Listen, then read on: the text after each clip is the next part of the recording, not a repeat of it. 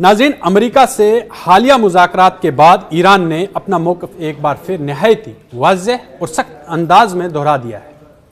ایرانی وزیر خارجہ سید عباس عراقچی نے صاف الفاظ میں اعلان کیا ہے کہ ایران کسی بھی قیمت پر اپنا یورینیم افزودگی پروگرام ترک نہیں کرے گا۔ ان کا کہنا ہے کہ یہ ایران کا قانونی خود مختار اور بنیادی حق ہے اور اس پر کوئی سودے بازی نہیں ہو سکتی۔ اس بیان نے جاری سفارتی عمل کو مزید حساس بنا دیا ہے، کیونکہ دوسری طرف امریکہ اور اس کے اتحادی اس پروگرام کو محدود کروانا چاہتے ہیں۔ میں ہوں عرفان رینا اور آپ دیکھ رہے ہیں نیوز 18 کا سوشل میڈیا پلیٹ فارم۔ آسان الفاظ میں اس بات کو سمجھنے کی کوشش کرتے ہیں کہ اصل معاملہ ہے کیا، مذاکرات کہاں کھڑے ہیں، اختلافات کس بات پر ہوئے اور آگے کیا ہو سکتا ہے۔ سب سے پہلے یہ یورینیم افزودگی ہے کیا، اس پر ہم اسے سمجھنے کی کوشش کرتے ہیں۔ یورینیم افزودگی وہ عمل ہے جس میں یورینیم کو خاص سطح تک تیار کیا جاتا ہے۔ ایک ہائی لیول ہوتا ہے، ایک لو لیول ہوتا ہے۔ کم سطح کی افزودگی بجلی بنانے والے جوہری پلانٹس میں استعمال ہوتی ہے، اور جبکہ جو زیادہ سطح کی افزودگی جوہری ہتھیاروں میں استعمال ہو سکتی ہے۔ ایران کا کہنا ہے کہ اس کا جو پروگرام ہے وہ پرامن مقاصد کے لیے ہے، جبکہ امریکہ اور اسرائیل کو خدشہ ہے کہ یہی پروگرام آگے چل کر ہتھیاروں کی شکل اختیار کر لے گا۔ حالیہ جو پس منظر ہے وہ یہ ہے کہ عمان کے دارالحکومت مسقط میں ایران اور امریکہ کے درمیان بالواسطہ مذاکرات ہوئے، یعنی دونوں فریق ایک ہی مقام پر تھے، مگر براہ راست آمنے سامنے بات چیت محدود سطح پر ہوئی۔ زیادہ تر جو پیغام رسائی تھی وہ ثالثوں کے ذریعے ہوئی۔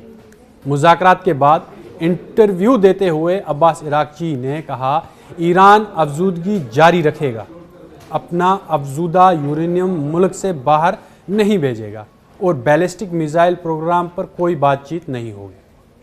انہوں نے زور دیا اور یہ کہا کہ ایسے معاہدے کے لیے تیار ہیں جو عالمی برادری کو یقین دہانی دے، مگر ایران کے سائنسی، جوہری اور دفاعی حقوق محفوظ رہنے چاہیے۔ یہاں اصل ٹکراؤ کے 3 بڑے پوائنٹ سامنے آتے ہیں۔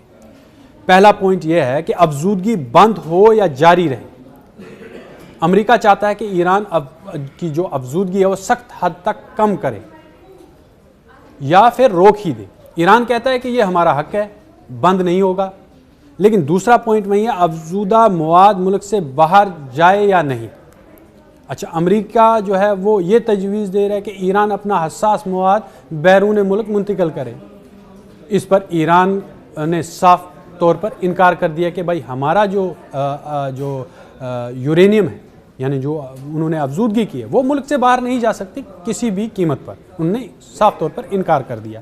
تیسرا اہم پوائنٹ یہ ہے کہ میزائل پروگرام والی جو بات آتی ہے یہاں پہ، امریکہ اور اسرائیل چاہتے ہیں کہ ایران کا میزائل پروگرام بھی ڈیل کا حصہ ہو، یعنی کہ جو ایران ڈرونز بنا رہا ہے یا میزائل جو بنا رہا ہے وہ بھی اس جو ڈیل ہو رہی ہے اس وقت اس کا حصہ ہو۔ ایران کہتا ہے کہ یہ دفاعی معاملہ ہے، اس پر بالکل بھی بات نہیں ہوگی، بات ہوگی تو جوہری پروگرام پر بات ہوگی، اس کے علاوہ کسی بارے میں کوئی بات نہیں ہوگی۔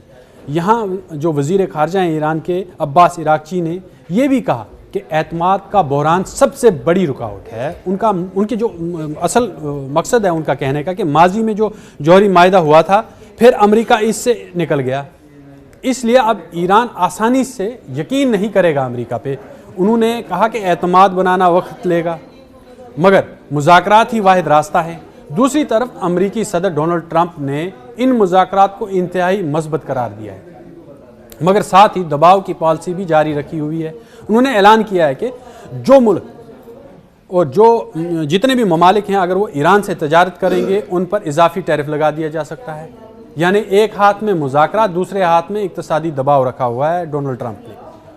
علاقائی منظرنامہ تب اور دلچسپ ہو جاتا ہے جب مصر، سعودی عرب، متحدہ عرب امارات اور قطر سمیت کئی عرب ممالک نے ایران امریکہ مذاکرات کا خیر مقدم کیا ہے۔ انہوں نے کہا کہ ہم جی جو مذاکرات ہو رہے ہیں اس کا خیر مقدم کرتے ہیں۔ ان ممالک کا یہ بھی کہنا ہے کہ اگر بات چیت کامیاب ہو جاتی ہے تو پورے خطے میں کشیدگی کم ہو سکتی ہے، جنگ کا خطرہ ٹل سکتا ہے، کئی معاملات حل ہو سکتے ہیں۔ عمان کے جو اس وقت کردار نبھا رہا ہے عمان کے کردار کو خاص طور پر سراہا جا رہا ہے اس وقت. جو عرب ممالک ہیں، مشرق وسطیٰ کے جتنے بھی ممالک ہیں، وہ عمان کے کردار کو نبھا رہے ہیں، کیونکہ مسقط میں اس وقت جو ہے وہ بات چیت ہوئی تھی، اس کے بعد سبھی لوٹے تھے، لیکن ابھی معاملہ پیچیدہ بنا ہوا ہے، کیونکہ ابھی ایران نے اپنی جو موقف ہے وہ واضح کر دیے ہیں کلیئر کہ بھائی افزودگی تو بند ہو نہیں سکتی.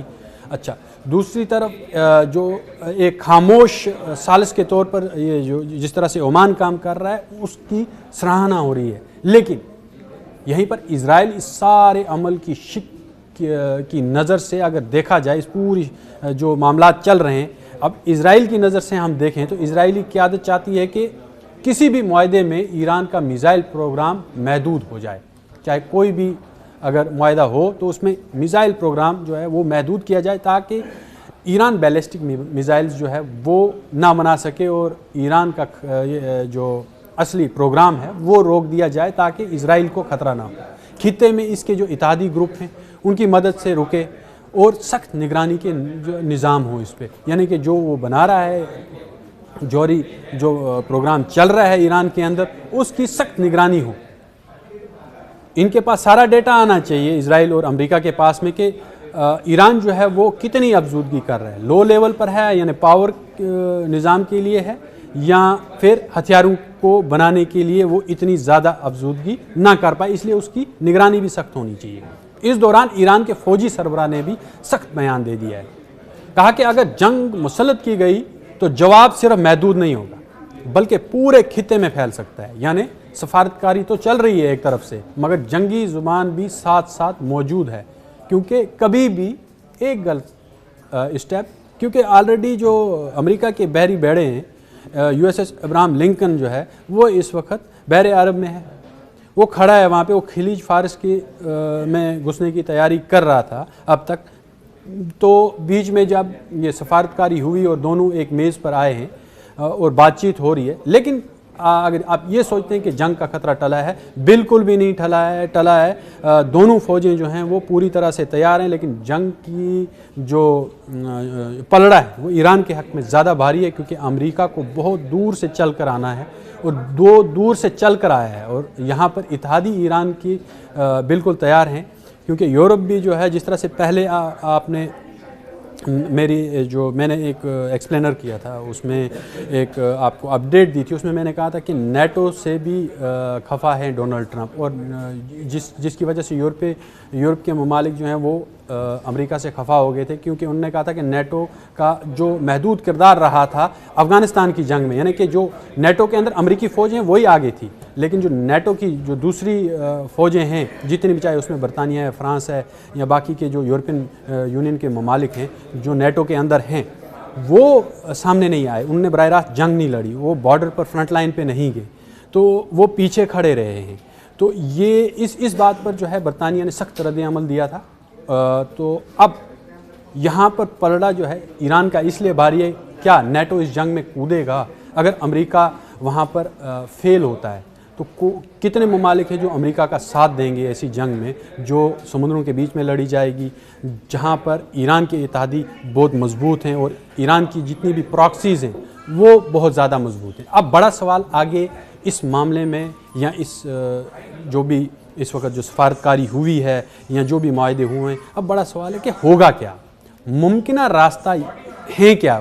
آخر اگر سمجھوتا ہو جاتا ہے تو پابندیوں میں اس میں ایران کہتا ہے کہ نرمی ہونی چاہیے، جو معینوں میں اس میں اضافہ ہونا چاہیے، اور محدود افزودگی پر اتفاق ہو سکتا ہے. یہ ساری چیزیں کل ملا کر اگر ہم کہیں کہ محدود افزودگی پر اتفاق ہو سکتا ہے. اگر سمجھوتا نہیں ہوتا ہے تو پابندیاں سخت ہوں گی اور فوجی کشیدگی بڑھے گی، پراکسی ٹکراؤ بھی تیز ہو سکتا ہے. کیا یہ ساری چیزیں ہونے کے بعد کیا تیسری عالمی جنگ کا خطرہ بڑھ سکتا ہے؟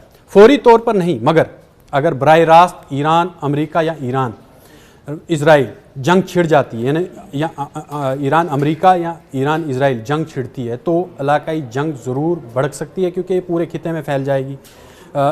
سیریا وہاں پہ موجود ہے، لبنان موجود ہے، جارڈن موجود ہے، مصر موجود ہے، اور ساتھ ساتھ عراق موجود ہے جہاں پر ان کی بیسز موجود ہیں، سیریا کے اندر بیسز موجود ہیں امریکہ کی. تو یہ اس کی ڈائمنشن جو چاروں طرف سے پھیلی ہوئی ہیں، اور یہ پھر بڑھا کیونکہ ایران جو ہے وہ سب سے پہلے ٹارگٹ کرے گا، ان کی پراکسیز جو ہیں وہ ٹارگٹ کریں گی امریکن بیسز کو، جہاں پر آلریڈی رشیا کی بیسز بھی موجود ہیں ان سبھی جگہوں پہ.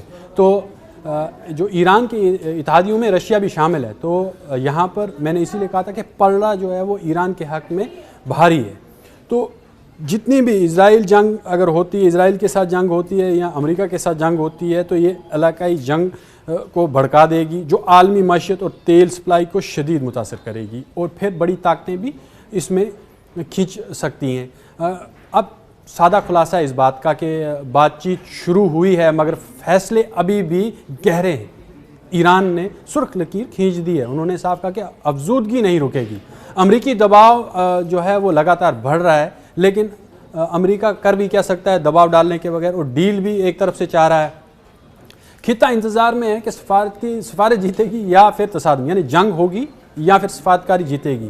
یہ جو معاملات ہیں اس وقت یہ ایک بارود کے ڈھیر کے سامنے کھڑا رہنے کے مترادف ہیں، کیونکہ دونوں میں سفارتکاری تو ہوئی ہے، خیر مقدم بھی ہوا کئی ممالک کی طرف سے، لیکن معاملہ یہ ہے کہ کیا یہ کامیاب ہوں گے؟ کیا ایران جو جتنی بھی ڈیل یا اس کے اندر جو معاہدے ہیں وہ ہوئے، کیا یہ ایک حتمی شکل لیں گے؟ کیا یہ پہنچیں گے اس پڑاؤ تک پہنچیں گے، اس پوائنٹ تک پہنچیں گے جہاں جنگ رک سکتی ہے؟ کیونکہ امریکہ آلریڈی اپنے بیڑے لے کر کھڑا ہے بحر عرب میں اور خلیج فارس میں گھسنے کی کوشش کر رہا ہے، اور انتظار کر رہا ہے کہ کوئی ڈیل ہوگی. کیا اتنے لمبے عرصے تک امریکہ بھی وہاں پر کھڑا رہ سکتا ہے؟ یا تو امریکہ اگر واپس چلا جاتا ہے اپنے جنگی جو جتنے بھی بیڑے لے کر ہیں ان کو واپس لے کے جاتا ہے، تو ایک ہمارے پاس میں ایک پوائنٹ کلیئر ہو جائے گا کہ ہاں جی جنگ نہیں ہو سکتی، کیونکہ امریکہ جو ہے وہ واپس چلا گیا. لیکن امریکہ بھی وہیں پر کھڑا ہے، اور ایران نے بھی دو ٹوک اعلان کر دیا ہے کہ بھائی ہم اپنی افزودگی کو کم نہیں کریں گے. ٹھیک ہے، لیکن انہیں دباؤ ڈالا جا رہا ہے کہ آپ افزودگی کم کرو، آپ میزائل پروگرام پر بھی ان کے ساتھ میں اس ڈیل کے اندر لے کر آؤ، جس پر ایران بالکل بھی مان نہیں رہا ہے. اب یہ سب لوگ انتظار کر رہے ہیں کہ یہاں پر سفارتکاری جیتے گی یا پھر جنگ ہوگی.